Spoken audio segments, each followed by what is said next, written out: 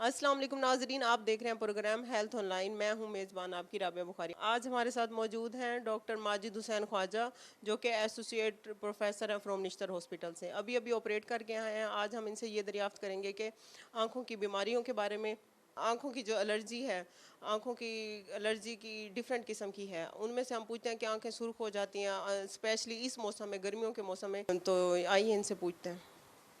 जी वालेकुम सलाम। बहुत बहुत शुक्रिया आपके चैनल का, मुझे उन्होंने बात करने का मौका दिया। अच्छा, ए- आँखों की एलर्जी या सुर्खी जो इस मौसम में हो जाती है, यूजुअली मौसमी होती है। लोग बाहर घूमते रहते हैं इतनी धूप में, और मट्टी और बहुत सारे ज़रात आँखों में जाते हैं, तो इस वजह से वो फिर वो एलर्जी शुरू हो जाती है और लोग फिर आँखों को मसलते हैं। तो एक साइकिल सा चलता है उसका, एलर्जी का। तो उसके लिए ज़रूरी है कि लोग अपने बाहर निकलें तो आँखों को कवर करें, काली ऐनक लगाएं, कोई पी कैप पहन लें और कोशिश करें कम से कम मट्टी आँख के अंदर जाए। अगर घर वापस आएँ तो अपनी जगह पे, वर्क प्लेस पे, तो आँखों में ठंडे पानी के छींटे मारें, ताकि जो डस्ट वगैरह आँखों को लग गई है तो वो साफ़ हो जाएगी। तो इस तरह ज़रा एलर्जी का वो उसका दावा किया जा सकता है इस मौसम में। जी डॉक्टर साहब, ये जो मोतिया है आंखों का, सफ़ेद मोतिया भी है, काला मोतिया भी है, इस बीमारी के बारे में आप क्या कहना चाहेंगे?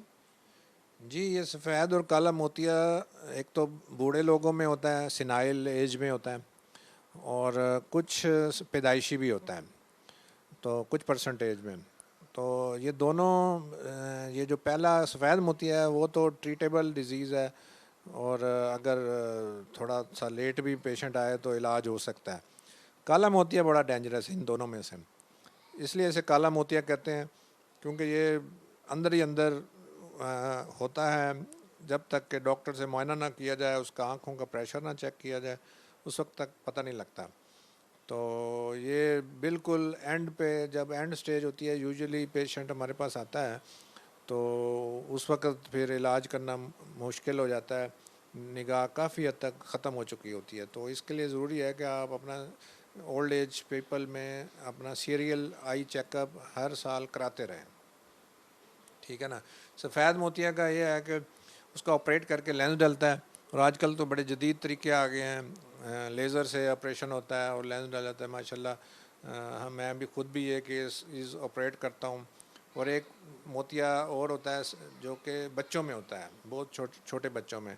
यूजुअली आवाम में ये ख्याल होता है कि छोटा बच्चा है, 2 माह का है, 3 माह का है, तो ये बड़ा होगा तो फिर ऑपरेशन करेंगे। तो ये इसका फ़ौरन ऑपरेशन होना चाहिए 2 माह पे ही, क्योंकि बच्चा जब दुनिया में आया तो उसने तो अभी तक देखा ही नहीं है। तो जब तक वो देखेगा नहीं दुनिया को, तो उसकी निगाह ही नहीं बनेगी।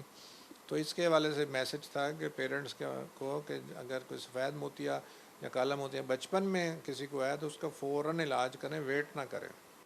जी डॉक्टर साहब, ये जो आंखों का भेंगापन होता है, कुछ बच्चों के तो पैदाइशी होता है और कुछ का बाद में हो जाता है, जैसे कि मोबाइल वगैरह यूज़ करते हैं, छोटी एज के बच्चे होते हैं, एलईडी वगैरह देखते रहते हैं, तो थोड़ा सा इफेक्ट हो जाता है आंखों में। इस बारे में क्या कहेंगे आप? हाँ, ये जो दोनों आँखें जो होती हैं ना, अल्लाह ताला ने दी हैं, और आप राइट लेफ़्ट अप डाउन देखते हैं तो कोऑर्डिनेशन होती है कि आपके साथ उसी डायरेक्शन में मूव करती हैं। जो भेंगापन होता है उसमें एक आँख और डायरेक्शन में होती है, दूसरी आँख दूसरी डायरेक्शन में होती है, एक आँख सीधी होती है, दूसरी दूसरी डायरेक्शन में होती है।